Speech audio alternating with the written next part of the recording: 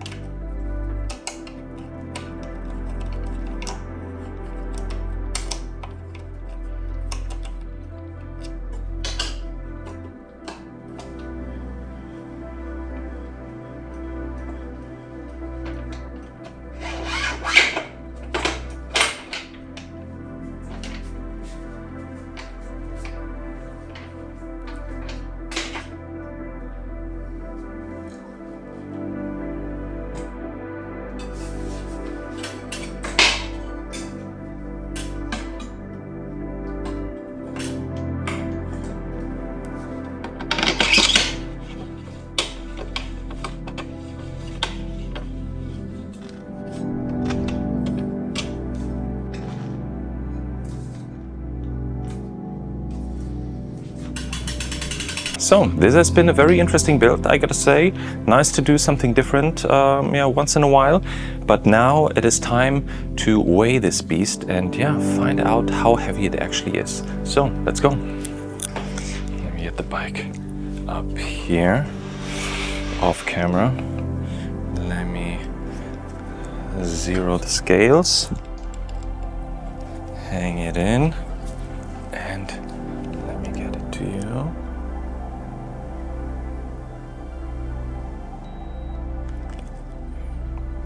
.60.